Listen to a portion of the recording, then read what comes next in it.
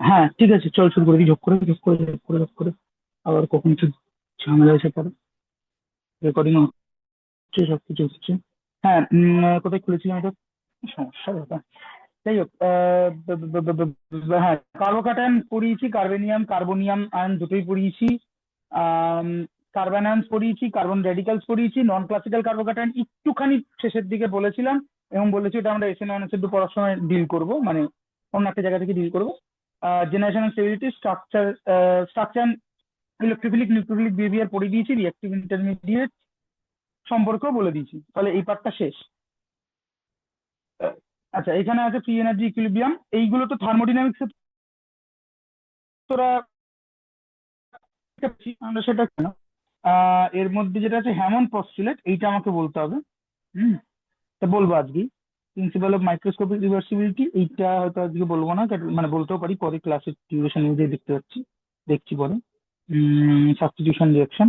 হ্যাঁ, আমরা এইখান থেকে এখানে দেখি যে free radical substitution reaction, halogenation of alkanes, ঠিক আছে, mechanism with evidence hand than in the light of Hammond postulate. এই পার্টটা আজকে শুরু করি এই ক্লাসে, তারপরে আবার খাওয়া দাওয়ার পরের ক্লাসে যদি ওই পার্টটা থাকে, তাহলে আমার আজকে ইচ্ছে আছে যে এই পার্টটাকে শেষ করে দেওয়া, ঠিক আছে। যদি না পারি সেটুকু আমি ইয়েতে ওই ভিডিও পার্টটা অ্যাড করবো।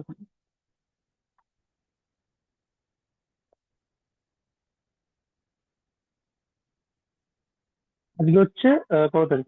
12 নাকি? হ্যাঁ। তো আমরা যেটা পড়বো সেটা হচ্ছে তোদের যে পার্টটা আছে, সেটা হচ্ছে ওই free radical substitution reaction.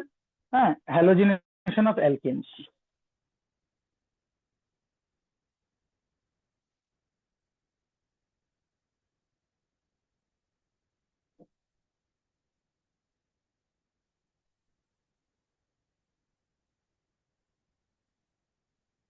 Halogenation of alkanes, ঠিক আছে।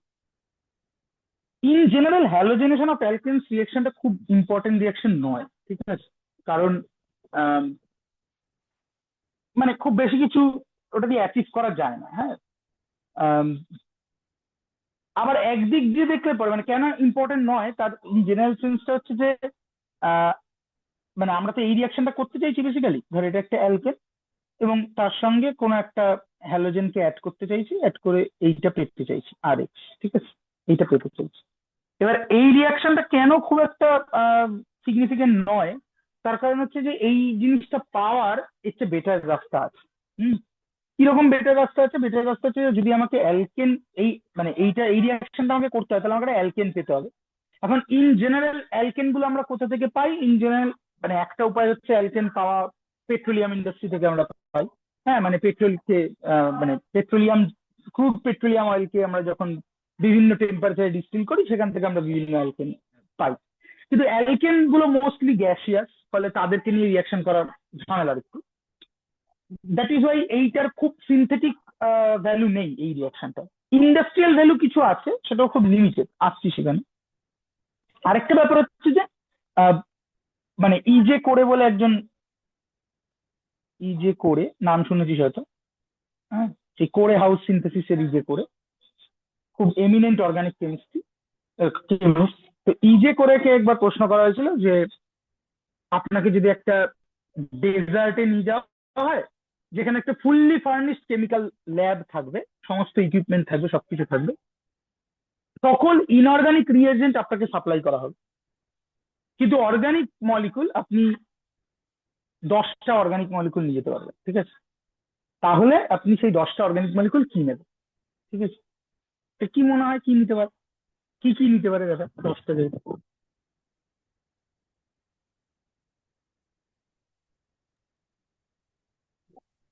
10টা মধ্যে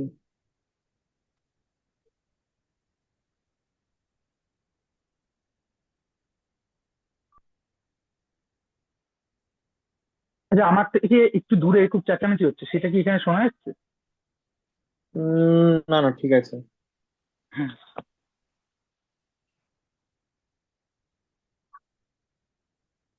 হ্যাঁ, আমি খুব সময় দিচ্ছি না আজকে, আমি ক্লাসটা খুব তাড়াতাড়ি টানবো সেই জন্য। আম, সেটা হচ্ছে ইজি করে বলেছিল যে বেসিক্যালি 1 থেকে 10 অ্যালকোহল আর কি, মানে starting from CH3OH two CH3CH2H2OH এটা, ঠিক আছে? মানে মিথানল থেকে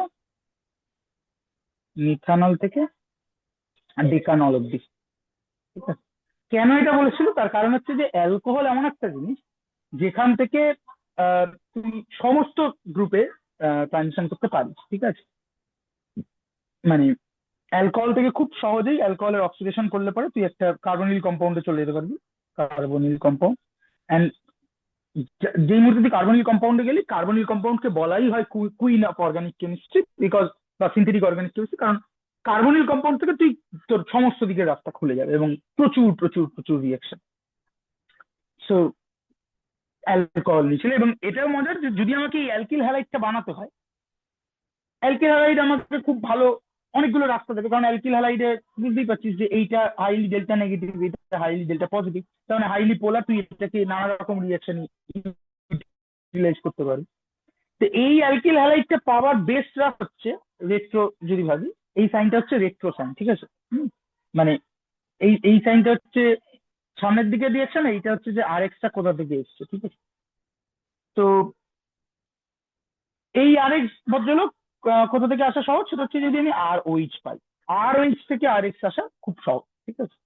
এই সকল কারণে এই একটা অ্যালকেন নিয়ে তাকে আমি হাইড্রোজেনেশন, সরি হ্যালোজেনেশন করছি, এটা খুব ইম্পর্টেন্ট রিয়াকশন নয় আর, ঠিক আছে? এবং করাও একটু ডিফিকাল্ট, এমনি অ্যালকেন গুলোর উপর রিয়াকশন করা একটু ডিফিকাল্ট, কারণ নর্মাল স্যাচুরেটেড হাইড্রোকার্বন কোনো ফাংশনালিটিতেই তুই খুব কিছু করে উঠতে পারবি না। বাট ইন জেনারেল এই রিয়াকশনটাকে লেখা যায় এইভাবে যে আর এইচ প্লাস X2, এটা আইদার ইউভি লাইট আচ্ছা, ওই অর, স্যাচুরেটেড যে অ্যালকেন গুলো সেইগুলো তো তুলনামূলকভাবে মানে স্টেবিলাইজড থাকে, মানে স্টেবল কম্পাউন্ড সেগুলো, সেই কারণেই তো অন্যান্য রিয়াকশনে অংশগ্রহণ করবে না, মানে সহজে আর কি। মানে এরা তাহলে তোকে মানে বলতে হবে যে তুই কি রকম কি স্টেবিলিটির কথা বলছিস, ঠিক আছে? মানে আহ, একটা হচ্ছে যে অবভিয়াসলি কার্বন হাইড্রোজেন বন্ড গুলোর, মানে কার্বন হাইড্রোজেন বন্ডের বন্ড এনার্জি যা সেই সেটা আছে।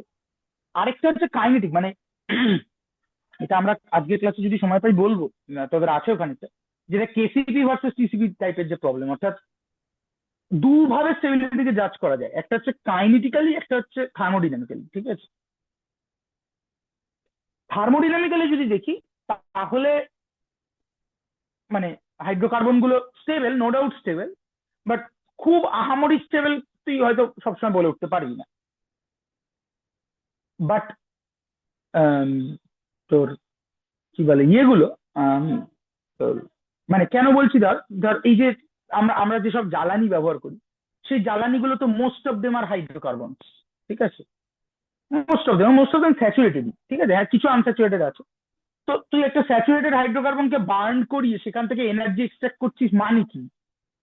মানে রিয়াকশনটা সামথিং লাইক দিস, যে ধর এটা হচ্ছে স্যাচুরেটেড হাইড্রোকার্বনটা, তাকে আমি অক্সিজেন দিয়ে রিয়াকশন করছি, করে কিছু প্রোডাক্ট তৈরি হচ্ছে, দ্যাট মানে ইজ তার নট মানে ইম্পর্টেন্ট। একে একে এখান থেকে আমি মানে এই যে মলিকুলটা থেকে একে ভেঙে আমি এমন আরো অনেক যৌগ তৈরি করতে পারছি যারা এর থেকে অনেক অনেক স্টেবল তুলনামূলকভাবে। অনেক অনেক স্টেবল, ঠিক আছে? মানে এই রিয়াকশন গুলো হাইলি এক্সোথার্মিক। হুম হুম। হ্যাঁ, হাইলি এক্সোথার্মিক। হ্যাঁ, তো যদি হাইলি এক্সোথার্মিক হয় এই রিয়াকশন গুলো, তার মানে থার্মোডিনামিক্যালি এইদেরকে খুব স্টেবল তুই বলতে পারবি না। অবশ্যই একটা মানে একটা অ্যালকোহল বা ইয়ের থেকে স্টেবল হবে, মানে এই যে এখন E20 নিয়ে তো যা হচ্ছে মানে this is a bad idea. তুই যদি এনার্জি এফিসিয়েন্সি রেসপেক্ট থেকে দেখিস, তুই পেট্রোলের সাথে বা গ্যাসোলিনের সাথে তুই যদি আখের রস মেশাস, মানে আখের রস না, সরি, ইথানল মেশাস, তাহলে সেটা ব্যাড আইডিয়া। ব্যাড আইডিয়া কেন, তার কারণ হচ্ছে যে মানে প্রথম দিকে তো গভর্নমেন্ট এটাও স্বীকার করছিল না যে ইয়ে কমবে, এফিসিয়েন্সি কমবে, মানে ফুয়েল এফিসিয়েন্সি কমবে। বাট এটা এমনিই বোঝা যায়, তার কারণ হচ্ছে যে there is something call octane number. Octane number wise তুই যদি দেখিস তাহলে মানে octane number is nothing but some sort of number যেটা দিয়ে তুই রিলেট করতে পারবি এই যে তুই একই পরিমাণ জিনিসকে পুড়িয়ে কতটা এনার্জি এক্সট্রাক্ট করতে পারবি। সেটা একটা স্যাচুরেটেড হাইড্রোকার্বনের অনেক বেশি দেন ইথানল, ঠিক আছে? ইথানল একটা অ্যালকোহল, তাহলে এদিকে stable saturated hydrocarbon, but not so much so, ঠিক আছে? তাহলে মানে হাইড্রোকার্বন গুলোকে বার্ন করলে পরে কি তৈরি হয়? মোস্টলি জল তৈরি হবে, কার্বন ডাই অক্সাইড তৈরি হবে, তাই না? তাহলে জল আর carbon dioxide is very very stable, সেই জন্যই তো স্টেবল মলিকুল গুলো তৈরি হওয়ার পরে তার থেকে এনার্জি তৈরি হচ্ছে। কিন্তু আরেকটা পার্ট আছে, সেটা হচ্ছে কাইনেটিক্যালি কন্ট্রোল, মানে কাইনেটিক। অর্থাৎ একটা রিয়াকশন থার্মোডাইনামিক্স যদি বলেও দেয়, এটা বোধহয় আমি জানি না, আমার কাছে মানে শান্তনুর কাছে থার্মোডাইনামিক্স পড়েছি, শান্তনু বলার কথা এটা, যে থার্মোডাইনামিক্স আর কাইনেটিক্স এরা বেসিক্যালি একটা প্রসেসের দুটো ডিফারেন্ট জিনিসের উত্তর দেয়। থার্মোডাইনামিক্স উত্তর দেয়, মানে এটা মানে একটা ফ্রেজই আছে যে হাউ ফার হাউ ফাস্ট, ঠিক আছে। থার্মোডাইনামিক্স উত্তর দেয় হচ্ছে হাউ ফার, তুমি যে বলছো এই প্রসেসটা এই অবধি যাবে, এই অবধি কি যাবে আদৌ, সেই এনার্জেটিক্সটা ক্যালকুলেট করে দেয় থার্মোডাইনামিক্স, ঠিক আছে। অ্যান্ড তোর হচ্ছে কি বলে ওর না, কাইনেটিক্স, কাইনেটিক্স উত্তর দেয় হচ্ছে হাউ ফাস্ট। মানে থার্মোডাইনামিক্স যদি একটা রিয়াকশনকে বলেও দেয় যে ভাই এটা হবে, খুব ভালো করেই হবে, চূড়ান্ত দুর্দার রিয়াকশন হবে, দ্যাট ডাজেন্ট নেসেসারিলি মিন যে রিয়াকশনটা অ্যাকচুয়ালি তুই ঘটাতে পারবি। যেমন সে ফর এক্সাম্পল, সবচেয়ে ছোটবেলায় আমরা কেমিক্যাল রিয়াকশন পড়তে গেলে পরে যে রিয়াকশনটা পড়ি, কি রিয়াকশন পড়ি?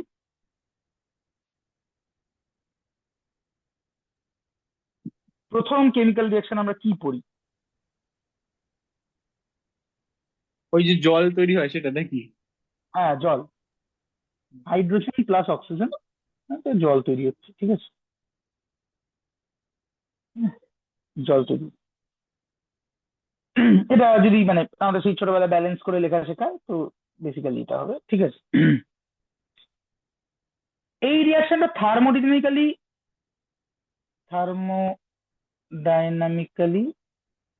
ভেরি প্রমিনেন্ট, ঠিক আছে। ভেরি কি লিখবো, আম,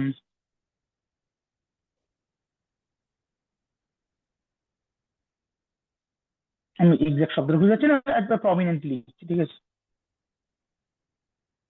প্রমিনেন্ট, ঠিক আছে।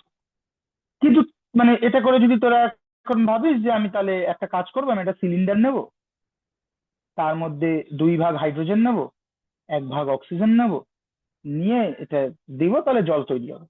তুই এটা করে 1000 বছর রেখে দিতে পারিস,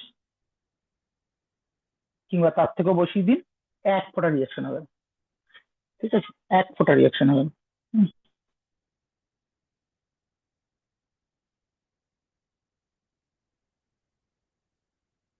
তা জল কেন দিচ্ছি? এক ফোঁটা রিয়াকশন হবে না। So this reaction is thermodynamically very viable, but kinetically not so viable. হুম, তার জন্য এখানে ইলেকট্রিক্যাল স্পার্ক দিতে হয়, ইলেকট্রিক্যাল স্পার্ক দিলে তখন রিয়াকশনটা হবে এবং এনার্জি আচ্ছা বেরোবে। মানে এই রিয়াকশনটা মানে না হওয়ার পেছনে কারণটা কি ওই activation energy? Yes, activation energy. আচ্ছা বেশ। হুম, মানে বেসিক্যালি দুভাবে জিনিসটাকে দেখা যায়। আম, একটা হচ্ছে যে তুই যখন মানে এমনি যদি তুই দেখিস যে একটা রিয়াকশন হবে কি হবে না, রিয়াকশন না যে কোনো প্রসেস হবে কি হবে না, সেটা আমরা ক্যালকুলেট করি ডেল্টা জি দিয়ে, এবং আমরা জানি delta G is equal to delta H minus T delta S, ঠিক আছে। এটা এইখানে এইটা হচ্ছে সেই থার্মোডাইনামিক ফ্যাক্টরটা, মেইনলি এটা এনথালপি, আমরা বলি এনথালপি। এনথালপি, এনথালপি মানে হচ্ছে এনথালপি, এনথালপির এক্সপ্রেশন কি বলতে পারবি কেউ? বলতে পারার কথা, মানে অ্যাকচুয়ালি এনথালপি না, এটা লেখা উচিত change in enthalpy, change in enthalpy. But আমি যদি বলি যে এনথালপি, হোয়াট ইজ এনথালপি, বলতে পারবি? মানে বলতে পারার কথা, সবাই 11-12 পাস করলো।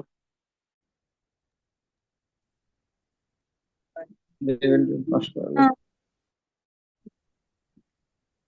হুম হুম, ইউ কি বললি, কি হচ্ছে? প্লাস এনার্জি প্লাস পিভি হয়তো এনথালপি।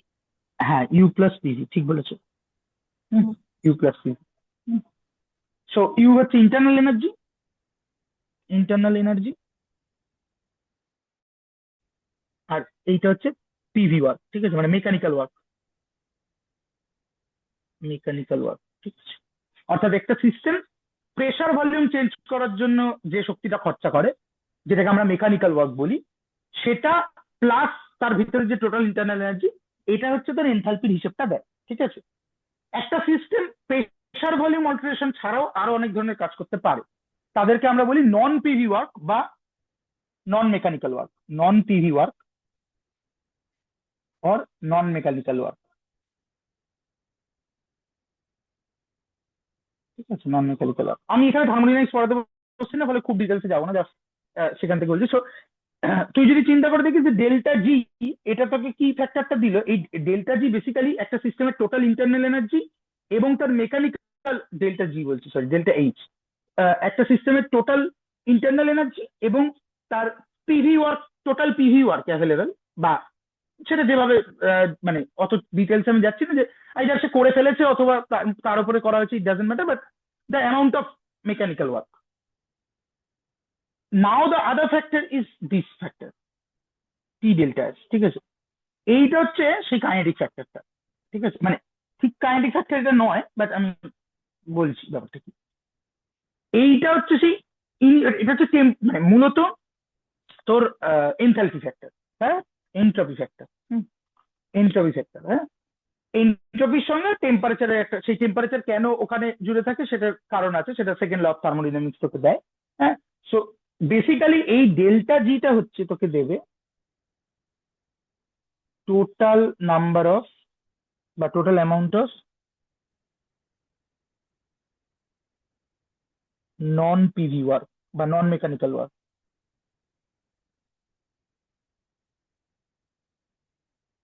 নন মেকানিক্যাল ওয়ার্ক, ঠিক আছে, এটা দেবে। এবং সেটা আমরা বের করছি কি করে, না, enthalpy change minus that entropy factor T delta S, ঠিক আছে। এই গোটা জিনিসটা আমি এইটার খুব ডিটেলসে যাচ্ছি না, আমি এখান থেকে বোঝানোর চেষ্টা করছি, সে ফলে এইটা। এবার ডেল্টা জি কোন একটা রিয়াকশনকে ভায়াবল বলে দিল মানেই সেই রিয়াকশনটা হয়ে যাবে, সেটা নয়। সেটা নয় কেন, তার কারণ হচ্ছে এইটা, মানে বুঝতে পারছিস, সে একটা প্রবলেম হচ্ছে যে আমরা এতক্ষণ যেটা বলছিলাম যে এনথালপি, যে এনথালপি যদি নেগেটিভ হয় তার মানে রিয়াকশনটা এক্সোথার্মিক, তার মানে ওর প্রোডাক্টটা রিয়াক্টেন্টের থেকে মোর স্টেবল। তার মানে ইউজুয়ালি আমি ভাবতে পারি যে হ্যাঁ, আমি এই মুহূর্তে যেখানে আছি তার থেকে যদি আমাকে বেটার অপশন দেওয়া হয় তাহলে তো আমি সেখানে চলে যাবো, হ্যাঁ। কিন্তু সেখানে যায় না, ঠিক আছে, কারণ ইম্পর্টেন্ট হচ্ছে যে আমি কোন পাথ দিয়ে যাচ্ছি সেটাও আমাকে দেখতে হবে, ঠিক আছে। সো এনথালপি শুধু ওইটুকুর বলে, হুম। এবার শুধু এনথালপি দিয়ে তুই একটা প্রসেস ঘটবে কি ঘটবে না এটা তখনই বলে দিতে পারবি যখন সেটা একটা ফিক্সড ইয়েতে করা হবে, কি বলে,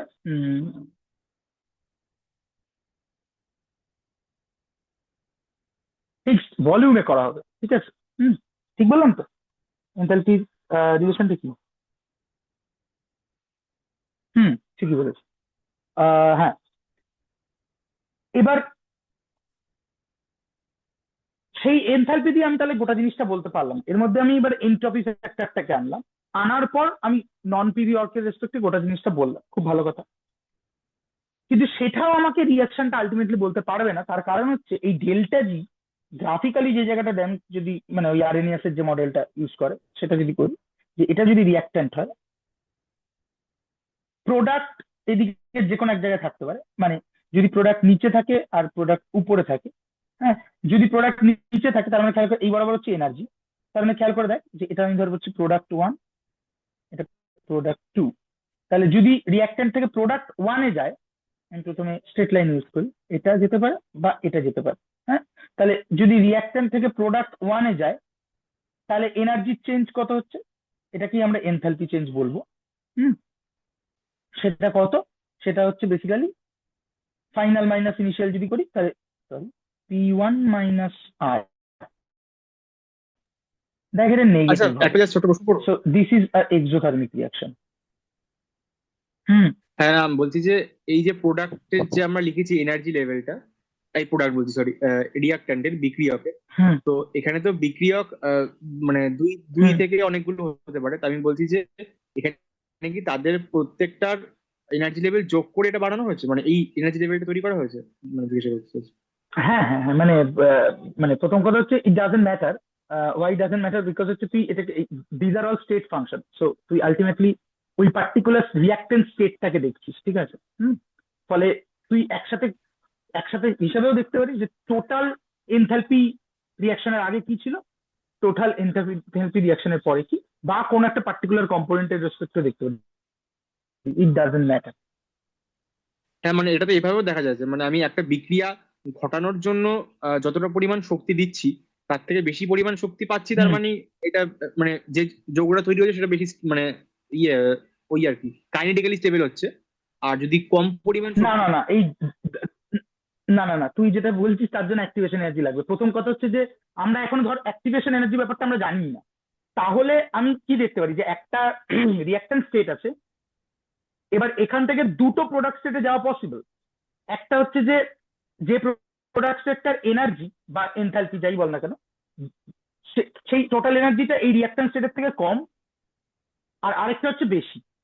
ঠিক আছে, এই দুটো জায়গায় হুম যেতে পারে। তাহলে কিন্তু তোকে এনার্জি দেওয়ার গল্প আসছে না।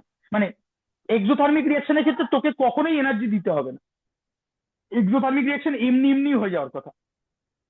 আর এন্ডোথার্মিক রিয়াকশনের ক্ষেত্রে তোকে এনার্জি দিয়েই করাতে হবে, ঠিক আছে, কিছু করার নেই। হ্যাঁ, হ্যাঁ। এবং মজার ব্যাপার হচ্ছে যে যদি ওই এটাই এমনি সত্যি। হুম, মানে বল। এমনি এমনি হয়ে যাবে বলতে ওটাও তো একটা টেম্পারেচারই হবে, মানে আমাকে আলাদা করে কোনো টেম্পারেচার ফিক্স করতে হচ্ছে না, না নর্মাল না তুই, টেম্পারেচারই সেটা হয়ে যাচ্ছে। না না বুঝলাম, তুই তুই যখনই টেম্পারেচার ফ্যাক্টরটা আনবি, তুই সাম সর্ট অফ কাইনেটিক ফ্যাক্টরকে আনতে শুরু করছিস। এবার temperature is thermodynamic thing, but আমি বলছি যে তুই খালি এইভাবে তুই খালি এনথালপির রেসপেক্টে ভাব। যদি এটাই সত্যি হতো যে রিয়াকশনটা এরকম স্ট্রেট লাইনে হয়, তাহলে তুই ভাব না যে কেন একটা সিস্টেম একটা বেশি এনার্জি স্টেটে বসে থাকবে, সে সবসময় lower lower lower lower lower যেতে চেষ্টা করবে। ঠিক আছে, আর তুই যদি একটা এন্ডোথার্মিক রিয়াকশন হুম করাতিও সেখানে বাইরে থেকে এনার্জি দিয়ে, তুই পি2 তে গিয়ে পৌঁছাতি, যেই মুহূর্তে তুই এক্সটার্নাল এনার্জি সোর্সটা সরিয়ে নিতি, পি2 থেকে আবার আরেক ব্যাক করে যেত। ঠিক আছে, তার মানে নিশ্চয়ই এরকম স্টেট লাইনে যাচ্ছে না গোটা জিনিসটা। ঠিক আছে, যদি স্টেট লাইনে যেত তাহলে পৃথিবীর সব মানে, হ্যাঁ যাই হোক কি বলছিলাম ভুলে গেলাম। হ্যাঁ, তো বেসিক্যালি যেটা হবে এবার সেটা হচ্ছে যে তুই এবার চিন্তা করে দেখ যে একটা স্টেবল মলিকুল রয়েছে, ঠিক আছে, সে এখান থেকে এখানে যেতে পারে না কেন? তার কারণ হচ্ছে যে আচ্ছা এটা তোরা জানিস কি যে এই যে আমরা এই এনার্জি প্রোফাইল ডায়াগ্রাম গুলো আঁকি, এর এই অ্যাক্সিসটা কি হয়? কোন অ্যাক্সিসে? এক্স এক্স বরাবর? হ্যাঁ হ্যাঁ, হরাইজন্টাল অ্যাক্সিসটা।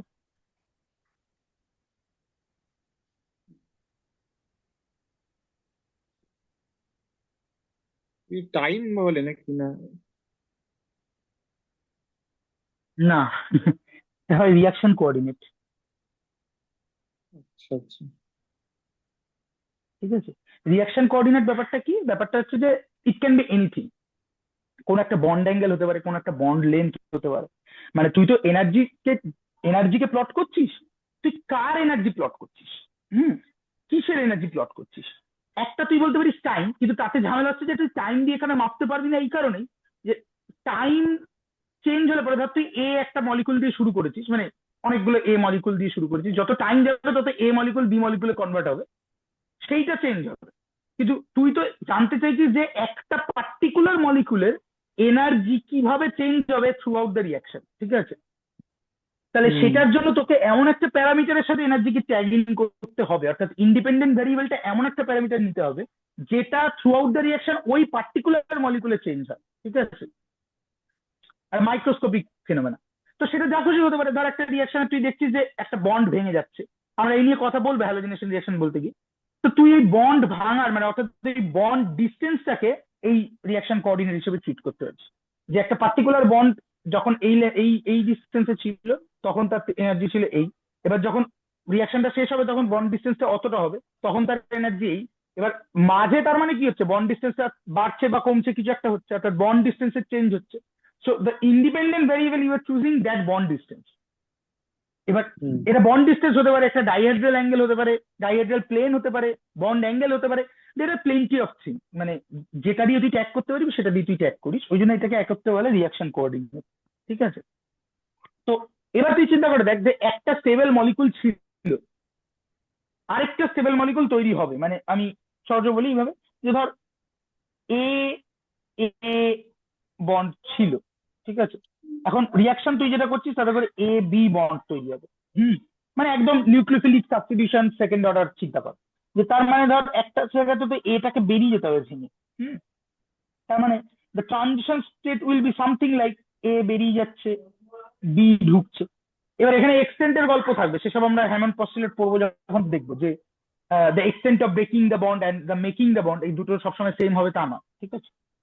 কিন্তু আমি এটুকু বুঝতে পারছি যে যদি এ টা রিপ্লেস হয়ে বি আসতে হয়, তাহলে এ বন্ডটা ব্রেক করতে হবে, অর্থাৎ এ বন্ড ডিস্টেন্সটা বাড়তে হবে, ঠিক আছে? হুম হুম এবার খেয়াল করে দেখ, হুম যত বন্ড ডিস্টেন্স বাড়বে তত এখানে চার্জ পড়তে শুরু করবে, ডেল্টা ডেল্টা মানে চার্জের অ্যামাউন্টটা বাড়তে শুরু করবে। এবং আমরা হুম জানি যে চার্জ স্পিসিস স্টেবল হয় না, ঠিক আছে? এবার এটা চার্জ স্পিসিস দিয়ে না ভাবলেও চলবে যে শুধু চার্জ হতে হচ্ছে তা না, একটা স্টেবল মলিকুল ছিল, একটা স্টেবল বন্ড ছিল, তুই তার বন্ড ডিস্টেন্সটা চেঞ্জ করছিস মানে ওভারঅল মলিকুলটাকে আনস্টেবল করছিস। হুম। এইবার হুম হুম। হতেই পারে যে ও আলটিমেটলি পরে যে বন্ডটা তৈরি করবে ভেঙে টেঙে গিয়ে, সেই বন্ডটা আগের বন্ডের থেকে স্টেবল, কিন্তু সেইটা হতে ওকে একটা আনস্টেবল পাথ দিয়ে যেতে হয়েছে। আর তার কারণ মানে আমরা এখানে তো মানে পোটেনশিয়াল এনার্জিটা বাড়িয়ে দিচ্ছি না, মানে এই যে ভাঙছি বন্ডটা আমরা শক্তি দিয়ে, একে তো আমরা হুম। এই দুটো পরমাণুকে তাদের মধ্যেকার এই যে যে বন্ড লেন্থটা সেটা হ্যাঁ, আমি সেটা আমরা বাড়াচ্ছি। এবং আগে এই যে যেটা আমরা আগের দিন আলোচনা করছিলাম যে হ্যাঁ। একটা নির্দিষ্ট লেন্থে এসে বন্ডটা ফর্ম করে, তার আগে গেলেও পোটেনশিয়াল এনার্জি হু করে বাড়তে থাকে এবং পরে গেলে তো বাড়বেই। মানে না না না না, আমি এটা বলিনি কিন্তু, তুই একটা নির্দিষ্ট ডিস্টেন্স এসে বল একটা form করি, এটা নয় কিন্তু। ব্যাপারটা হচ্ছে যে যখন ইনফাইনাইটে রয়েছে দুটো মলিকুল, তখন তুই বলতে পারিস there is no bond. But as long as the distance is not infinite, hmm, there is bond, ঠিক আছে? বাট তাহলে আমরা কেন হুম বন্ড বলছি না? তার কারণ হচ্ছে যে উম, এবার তুই যত কাছে আনছিস তত ওর এনার্জিটা, মানে ওর পোটেনশিয়াল এনার্জিটা রিডিউস হচ্ছে, কমছে কমছে কমছে কমছে। এবার হুম একটা সার্টেন পয়েন্টের পর তুই যদি আরো করে আরো বাড়বে, এটাই তুই বললি। অনলি থিং ইউ মিস যে ইট ইজ নট যে একটা সার্টেন এনার্জিতে গিয়ে পৌঁছলে পরে আমি তাকে বলছি বলটা কম হচ্ছে, বলটা কম হয়ে যাচ্ছে। বাট আমি ওই জন্যই দেখবি যে বল ডিস্টেন্স গুলো আমি যেটা বলছি, এটা কোনো ফিক্স ডিস্টেন্স নয়, এটার অ্যাকচুয়াল নামটা হচ্ছে ইকুইলিব্রিয়াম বল ডিস্টেন্স, অর্থাৎ ইটস লাইক আ স্প্রিং, যে স্প্রিংটা হুম বড় হুম হচ্ছে ছোট হচ্ছে বড় হচ্ছে ছোট হচ্ছে, বাট তার একটা মিন ভ্যালু আছে। দ্যাট মিন ভ্যালু হচ্ছে তো বেসিক্যালি বল ডিস্টেন্স, ঠিক আছে? তো বেসিক্যালি একটা মলিকুল যখন তুই যেটা বলিস সেটা কাছাকাছি, কিন্তু আমি আরেকটু এক্সাক্ট প্রিসাইজ দিচ্ছি যে যখন একটা স্টেবল মলিকুল ছিল, বা আচ্ছা মলিকুল ছেড়ে দে, এনি কাইন্ড অফ চেঞ্জ, ধর তুই একটা পজিশনে আছিস, ঠিক আছে, তুই আরেকটা পজিশনে যেতে চাইছিস, ধর তুই একটা ঘরে শুয়ে আছিস, গরম লাগছে খুব, গরমের দুপুরবেলা, তোর কাছে আরেকটা ঘর আছে যেখানে এসি লাগানো আছে এবং এসি চলছে, তুই জানিস, হ্যাঁ? এবার তুই যখন একটা ঘরের বিছানায় শুয়ে আছিস দ্যাট ইজ স্টেবল, বাট তুই যদি এসি ঘরের বিছানাটা যেত, ওটা এটার থেকেও স্টেবল, ঠিক আছে? So enthalpy is giving you that thing, যে থার্মোডাইনামিক্স বলছে তাহলে ও ওখানে চলে যাবে, ঠিক আছে? হাউ ফার, না the how fast thing will govern, যে তোকে আলটিমেটলি কিন্তু এই বিছানায় তুই যে শুয়ে আছিস এই স্টেবল স্টেটটাকে নষ্ট করতে হবে to reach that more stable state. ফলে দ্য ইনিশিয়াল থিং ডিপেন্ড করবে যে তুই আলটিমেটলি এই স্টেবল স্টেটটাকে নষ্ট করছিস কত, কত কত ইজিলি। তারপরে তুই তার থেকে বেটার স্টেটে যেতে পারিস, খারাপ স্টেটে যেতে পারিস, that's a different thing, completely different thing. But প্রথম কিন্তু তোকে শোয়া থেকে উঠতে হবে, খাট থেকে নামতে হবে, হেঁটে যেতে হবে, ওই ঘরের দরজা খুলতে হবে, এগুলো সব তোর শুয়ে থাকার থেকে লেস স্টেবল স্টেট। বুঝতে পারছি? হুম হুম হুম হ্যাঁ। সো একটা স্টেবল সিচুয়েশনে দাঁড়িয়েছিল, আরেকটা স্টেবল সিচুয়েশনে গিয়ে দাঁড়াবে, সেটা আগেরটার থেকে বেশি হতে পারে কম হতে পারে, it doesn't matter. What matter hmm যে মাঝে ও যেতে গেলে যে যে পদ, যে যে মানে ওই স্টেজের মধ্যে দিয়ে সে যাবে, এই প্রত্যেকটা স্টেজ এই এই সামনে আর পিছনের স্টেজ, মানে ফাইনাল আর ইনিশিয়াল স্টেজের থেকে এনার্জি বেশি, ঠিক আছে? এবং সেইটার মধ্যেই আবার ঠিক ওই অনেকটা বন্ড এর মতনই একটা ম্যাক্সিমা ভ্যালু থাকবে। দ্যাট ম্যাক্সিমা পয়েন্ট, অর্থাৎ এ স্টেজ থেকে বি স্টেজ এর মধ্যে ট্রানজিশন হওয়ার সময় তুই যে যে অবস্থার মধ্যে দিয়ে যাবি সেই সবগুলো এ আর বি দুজনের থেকেই লেস স্টেবল, অর্থাৎ এনার্জি বেশি, কিন্তু তার হুম একটা হুম। ম্যাক্সিমা থাকবে। That maxima stage is called transition stage. মানে যেখানে বন্ড নতুন করে মানে তুমি যেটা বললে বন্ড তৈরি হয়েই আছে, আমি জাস্ট বলার চেষ্টা করছি যে যেখানে নতুন বন্ড তৈরি হয়নি এবং পুরোনো বন্ড ভাঙেনি এমন একটা মানে হাই এনার্জি স্টেট। মানে এমন একটা স্টেজ নয়, আমি এটাই বোঝানোর চেষ্টা করছি তোকে, ঠিক আছে? হুম দাঁড়া এক সেকেন্ড, আগের ভিডিওটা আমি একটু সেভ করি। হুম। না, আমি বলছি যে ভালো করে বোঝার চেষ্টা কর যে তুই একটা স্টেজে আছিস। আমি একবার বন্ড বি বোঝাচ্ছি। ধর এ এ একটা বন্ড আছে, আলটিমেটলি ওটা এ বি বন্ড তৈরি হবে। তো এ থেকে এ বি বন্ড তৈরি হতে গেলে এ বন্ডের মানে ডিস্টেন্স পুরো হচ্ছে। যাত্রা পথটাই হচ্ছে পুরো ট্রানজিশন স্টেট, সেটাই বলতে চাইছো? হ্যাঁ, পুরো যাত্রাপথটাই অ্যাকচুয়ালি ট্রানজিশন স্টেজ। ঠিক আছে, কিন্তু হুম আমরা হুম কোন একটা পার্টিকুলার পয়েন্টকে বলি যে this is the transition state, because আমরা কেন ট্রানজিশন স্টেট নিয়ে কনসার্ন, এমন পস্তুলেটও তার উপর দাঁড়িয়ে আছে। ঠিক আছে, আমরা ট্রানজিশন স্টেট নিয়ে কনসার্ন বিকজ ট্রানজিশন স্টেটের জিওমেট্রিকে যদি আমরা ঠিক ঠিক করে ডিসকাস করতে পারি, তাহলে আমি ওই বেসিক্যালি এই যে হাইটটা, যে মানে আমরা কাকে ট্রানজিশন স্টেট বলছি খেয়াল করে দেখ, আমরা সেই পার্টিকুলার ওরিয়েন্টেশন বা পার্টিকুলার স্পিসিসটাকে, হাইপোথেটিক্যাল স্পিসিসটাকে ট্রানজিশন স্টেট বলছি, যেই স্পিসিসটা এই দুটো স্টেবল স্টেটের মধ্যে যাত্রাপথে যার এনার্জি সব থেকে বেশি, অর্থাৎ দ্য ম্যাক্সিমা পয়েন্ট। হুম বোঝাতে পারছি? The hmm maxima hmm point. হ্যাঁ, তো কেন এই ম্যাক্সিমা পয়েন্টটা নিয়ে আমি ইন্টারেস্টিং, তার কারণ হচ্ছে যে দুটো স্টেবল স্টেটের মধ্যে দিয়ে ও যখন যাচ্ছে, তখন ওকে ওই ওই সবচেয়ে হাই এনার্জি ওই স্টেটটা ক্রস করতে হচ্ছে। If I have the information about that maxima stage, then আমি বলে দিতে পারবো যে ও কত ইজিলি যেতে পারে, কারণ বাকি স্টেজ গুলো ম্যাটারই করছে না, বাকি স্টেজ গুলো এনার্জি কম। That is why we are মানে so much interested about the transition state, nothing less than hmm that, nothing more than that. ঠিক আছে, সো ট্রানজিশন স্টেট হচ্ছে বেসিক্যালি একটা মলিকুল যখন চেঞ্জ হয়, সে তার এনার্জি বাড়ে, সে আনস্টেবল হয় প্রথমে, আনস্টেবল আনস্টেবল আনস্টেবল আনস্টেবল, এবং আবার ইভেনচুয়ালি স্টেবল। এই একটা স্টেবল থেকে আরেকটা স্টেবল যাওয়ার মাঝখানে সে আনস্টেবল হয়। এই আনস্টেবিলিটির যে পিকটা, সেটাকে আমরা বলছি হচ্ছে বেসিক্যালি ম্যাক্সিমা। ঠিক আছে, ম্যাক্সিমাম মানে ট্রানজিশন স্টেট আর কি ব্যাপার। ঠিক আছে, এবং এই ট্রানজিশন হুম স্টেটের সম্পর্কে যদি আমি একটা ধারণা করতে পারি, তাহলে ওভারঅল ওই হাইটটা আমি জানতে পারবো যে ম্যাক্সিমাম কতটা এনার্জি ওকে ইয়ে করতে হচ্ছে, এবং সেখান থেকে আমি মানে অনেক কিছু বলতে পারবো যে যাবে না যাবে না, গেলে কি হবে না হবে ইত্যাদি প্রভৃতি আমি বলতে পারবো। ঠিক আছে, so this is it. So basically তার মানে ও P1 যাক বা P2 যাক, ইট ডাজন্ট ম্যাটার, ওকে একটা হায়ার এনার্জি ক্রস করে দিতে হবে। ঠিক আছে, ও এখানে যেতে পারে বা এখানে যেতে পারে, ডাজন্ট ম্যাটার, বাট ওকে একটা হায়ার এনার্জি ক্রস করে দিতে হবে। That's what she. আর এই হায়ার এনার্জিটা মানে যে পরিমাণ শক্তিটা আমরা দিচ্ছি ওই হ্যাঁ, ওই পিকটায় পৌঁছানোর জন্য, তার হ্যাঁ, মধ্যে বন্ড ব্রেকিং এবং অ্যাক্টিভেশন দুটো এনার্জি রয়েছে। মানে যে এনার্জিটা দিচ্ছি সেটা দিয়ে দুটো কাজই হয়ে যাবে মোটামুটি। বন্ড ব্রেকিং এবং অ্যাক্টিভেশন। হুম মানে সেটা কোন ক্ষেত্রে তার উপর ডিপেন্ড করছে, বুঝতে পারছিস? মানে আমি আমি দেখিয়ে দিচ্ছি, এক্ষুনি দেখবো, তোকে গ্রাফিক্যালি দেখি, বুঝলি? বেসিক্যালি তুই যেটাকে বন্ড ব্রেকিং বা ইত্যাদি বলছিস, অর্থাৎ ইনিশিয়াল স্টেজ আর ফাইনাল স্টেজ, এই দুটো স্টেজের মধ্যে যে তাদের এনথালপি গ্যাপটা আছে, অর্থাৎ যে এনার্জি, মানে ইনিশিয়াল স্টেজ আর ফাইনাল স্টেজের এনার্জির যে গ্যাপ, সেটা কোনটা খেয়াল করে দেখ, সেটা হচ্ছে এইটা, এই গ্যাপটা for the reaction of R থেকে পি, আর হচ্ছে এই গ্যাপটা for the reaction from R to P1। ঠিক আছে, এই যে গ্যাপটা, এইটা হচ্ছে রিয়াকশনটার এনথালপি। হুম ঠিক আছে, এনথালপি। আর অ্যাক্টিভেশন এনার্জি হচ্ছে এই ভদ্র, মানে ফরওয়ার্ড রিয়াকশনটার অ্যাক্টিভেশন এনার্জি দেখাচ্ছে। ঠিক আছে, মানে হ্যাঁ, মানে এর মধ্যে তো বন্ড ব্রেকিংটাও নিশ্চয়ই রয়েছে, তার কারণ একই সাথে তো আমরা বন্ডটাকে ভাঙছিও। ইট ডাজন্ট ম্যাটার, মানে সেটা ম্যাটার করে এন্ডোথার্মিক রিয়াকশনের ক্ষেত্রে রয়েছে, এক্সোথার্মিক রিয়াকশনের ক্ষেত্রে নেই। মানে ঠিক বুঝলাম না। মানে তুই দেখ না, এখানে যে ই অ্যাক্টিভেশন লিখেছি, যদি আমি এখানে অ্যাজাম্পশন করেছি যে P1 আর P2 এই দুটো একই ট্রানজিশন স্টেট দিয়ে যাচ্ছে, সেটা মোস্ট অফ দ্য কেসে হবে না। ঠিক আছে, বাট আমরা এখানে ঠিক আছে অ্যাজুম করে নিচ্ছি আপাতত বোঝার সুবিধার্থে। তুই খেয়াল করে দেখ যে ই অ্যাক্টিভেশনের মধ্যে তুই বলতে পারিস যে ডেল্টা এইচটাও তো আছে। ঠিক আছে, হুম, বিকজ এই যে ডেল্টা এইচটাও আছে। ঠিক আছে, কিন্তু যদি তুই এক্সোথার্মিক রিয়াকশনটা কনসিডার করিস, তাহলে দেখ ই অ্যাক্টিভেশনের মধ্যে কিন্তু এই পার্টটা নেই।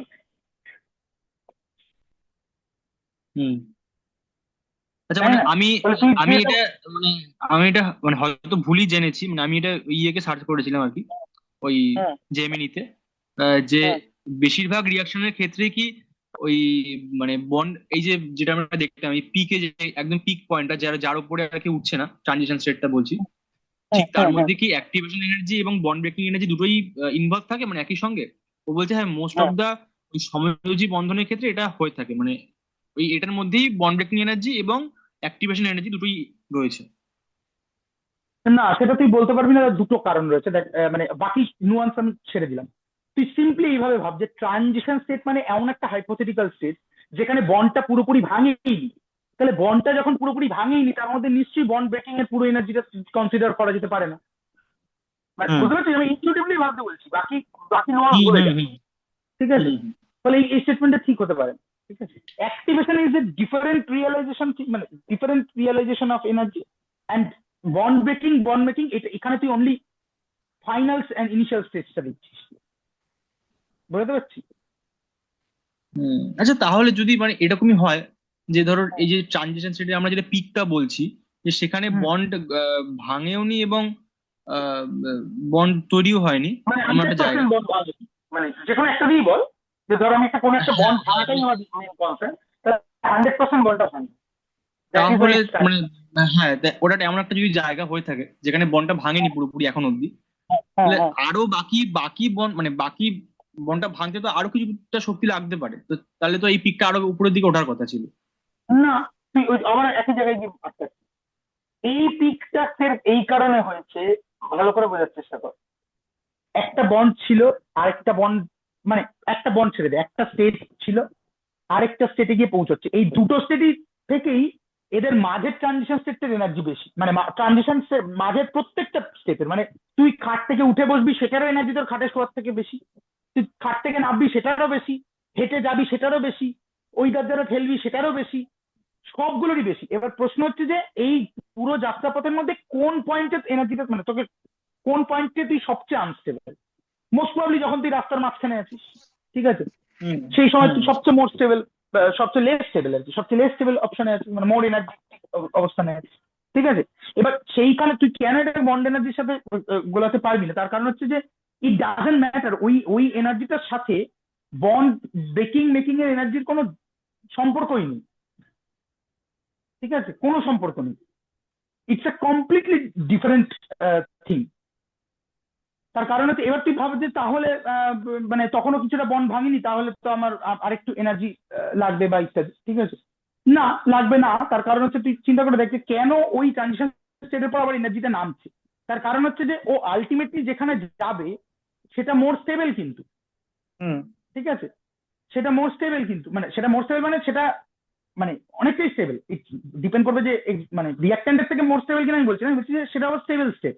ফলে ও একটা হুম হুম। পোর্শনের পর গিয়ে কিন্তু ও আবার খানিকটা স্টেবিলিটিও পেতে শুরু করবে, কারণ ও যেখানে যাচ্ছে সেটা খানিক স্টেবল কিন্তু। বুঝতে পারছিস? মানে ইটস লাইক যে তুই একটা জায়গায় ছিলি, তোকে মানে হয় না যে, মানে আমি যদি খুব রিয়েল, কারণ দেখ আলটিমেটলি, মানে সেই কতটা তাড়াতাড়ি হবে সেই হিসাবে গ্রাফটা নামবে ততটা তাড়াতাড়ি বা ততটা ছড়িয়ে নামবে। না, তাড়াতাড়ির প্রশ্নটা আমরা ওই মানে ফান্ডামেন্টাল হচ্ছে ওই এনার্জির হাইটটা, তাড়াতাড়িটা আমরা ওখান থেকে ডিরাইভ করি। ঠিক আছে? মানে তাড়াতাড়ির উপর ওটা ডিপেন্ড করছে না কিন্তু। ঠিক আছে? মানে হুম তাড়াতাড়িটা ওটার রেজাল্ট, কনসিকুয়েন্স।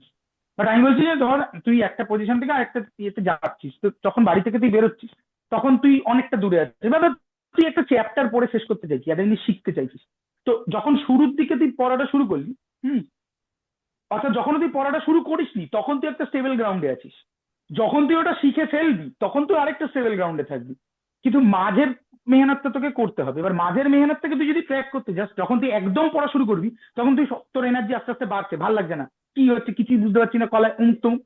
এবার একটা পয়েন্ট থাকবে যেখানে গিয়ে তুই স্টেবল নোস, তুই যেখানে পৌঁছতে চাইছিস আর যেখান থেকে শুরু করেছিস দুটোর থেকেই তুই আনস্টেবল। বাট এরপরে তুই যদি এগোতে থাকিস, তোর কাছে ওই যেখানে পৌঁছতে চাইছিস ওই স্টেপটা আস্তে আস্তে অ্যাচিভেবল হচ্ছে, অর্থাৎ তুই একটু একটু বুঝতে শুরু করছিস। ফলে একটা পয়েন্ট থাকবে, তারপর থেকে এনার্জি কমবে, তখনও পর্যন্ত কিন্তু তুই ততটা স্টেবল নোস। হুম হুম হুম বুঝতে পেরেছিস? এবার হুম এইটার বুঝেছি। কনসিকুয়েন্স হচ্ছে যে ফাস্ট হবে না, স্লো হবে। যদি যদি হায়েস্ট ফর্ম অফ এনার্জিটা মানে আমার রিয়াক্টেন্স স্টেটের থেকে কাছে হয়, তাহলে অবভিয়াসলি ও সহজে অ্যাচিভ করতে পারবে। ঠিক আছে? এবার এখান থেকে আবার তাহলে তোকে এবার স্ট্যাটিস্টিক্যাল মেকানিক্সে চলে যেতে হবে, যে এবারে অ্যাচিভ করা মানে আমি কি বলতে চাইছি, আমি বলতে চাইছি যে একটা জায়গায় কতগুলো মলিকুল ছিল, যদি ওর এনার্জি লেভেলটা উপরে থাকে তাহলে আলটিমেটলি তো একটা ম্যাক্সওয়েল ডিস্ট্রিবিউশন হবে। তাহলে ম্যাক্সওয়েল ডিস্ট্রিবিউশনে, মানে ম্যাক্সওয়েল ডিস্ট্রিবিউশন বলতে ধর ইটস লাইক একটা পরীক্ষা নেওয়া হয়েছে। তো ইন জেনারেল আমরা যদি দেখি যে একটা 100-র মধ্যে পরীক্ষা হলো, তাহলে খুব ভালো নাম্বার পাবে খুব কম লোক, খুব খারাপ নাম্বার পাবে খুব কম লোক, মোটামুটি 40 থেকে 60-এর রেঞ্জে পাবে সবচেয়ে বেশি লোক, ঠিক আছে? এটা তো একটা নর্মাল ডিস্ট্রিবিউশন। এইবার তুই যখন টেম্পারেচার ফ্যাক্টরটা কিভাবে কাজ করে, টেম্পারেচারটা তুই এখানে এইভাবে ভাবতে পারিস যে যদি কোশ্চেন পেপারটা ইজি হয়েছে না কোশ্চেন পেপারটা হার্ড হয়েছে।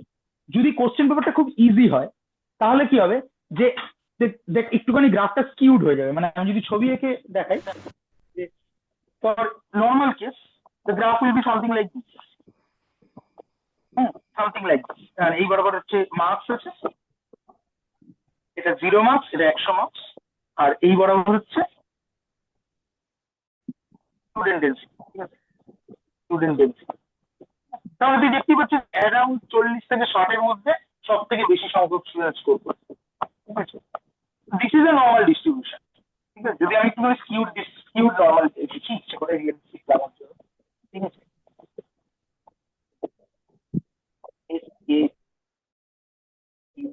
Skewed normal.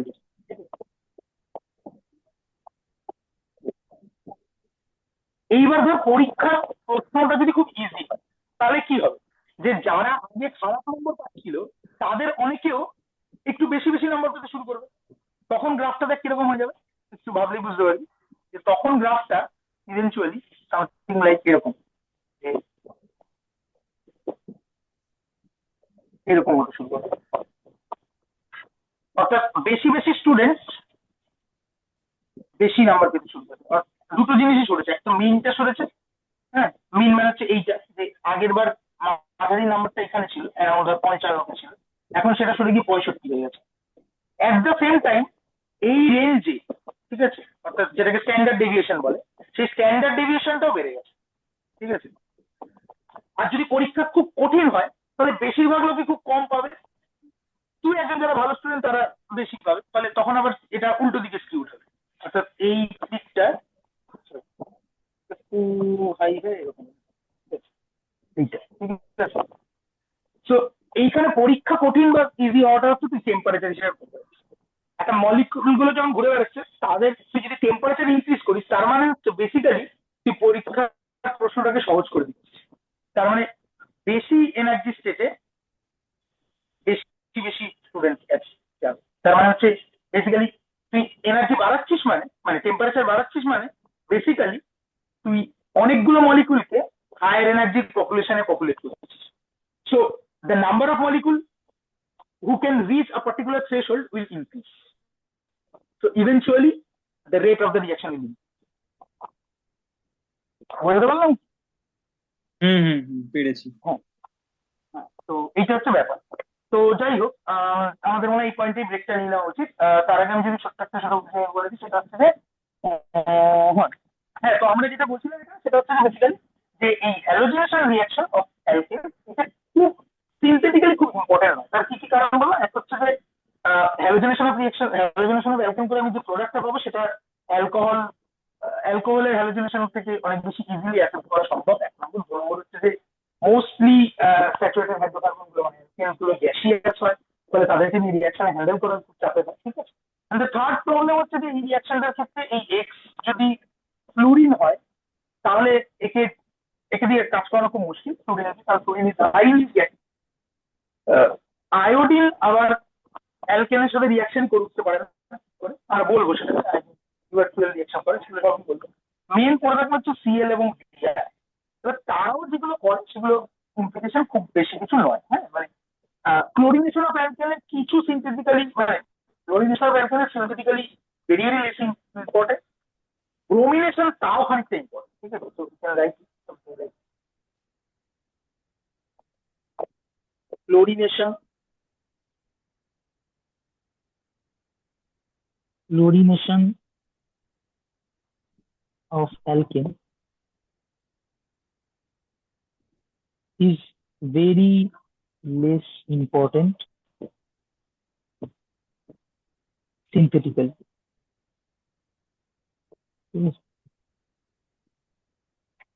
But bromination of alkane, some utility. But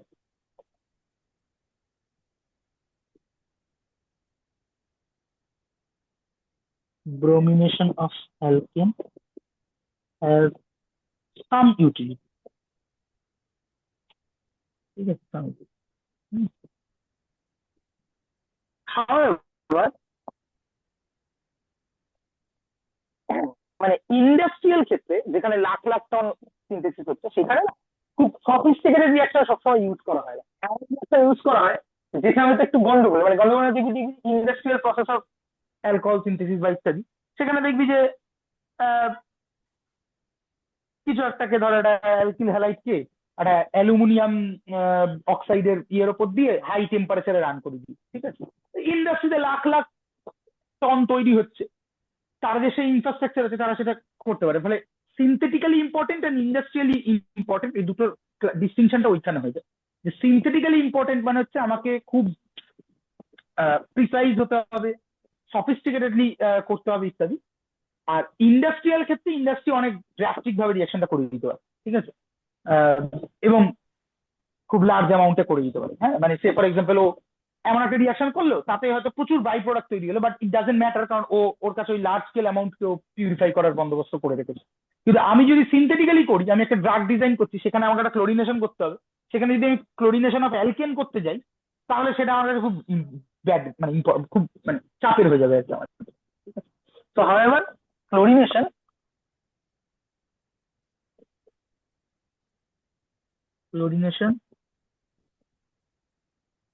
may be used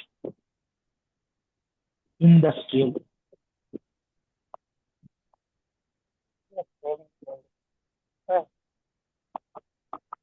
as there ক্লোরিনেশনের ক্ষেত্রে আরেকটা প্রবলেম আছে, সেটা আমি এখন বলিনি, বাট ছোট করে বলে রাখি, সেটা হচ্ছে যে ক্লোরিনেশন তোকে মাল্টি ক্লোরিনেটেড প্রোডাক্ট দেয়, ঠিক আছে। হ্যাঁ, তো মানে for chlorination alkane containing different types of hydrogen we get mixed product, মানে যেখানে লিখি ছোট্ট একটা এক্সাম্পল,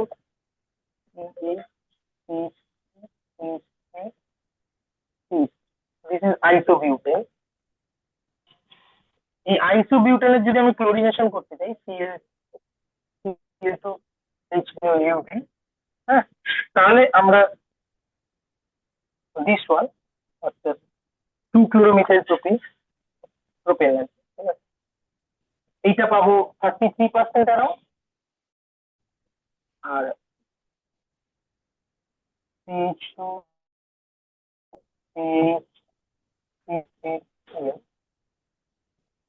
ঠিক আছে, এটা পাবো 67% অ্যারাউন্ড, ঠিক আছে।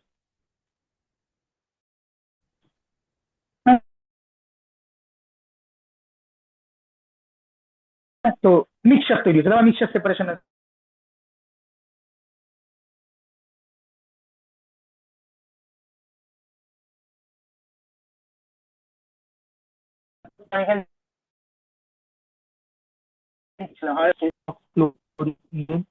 hydrocarbon has some usefulness,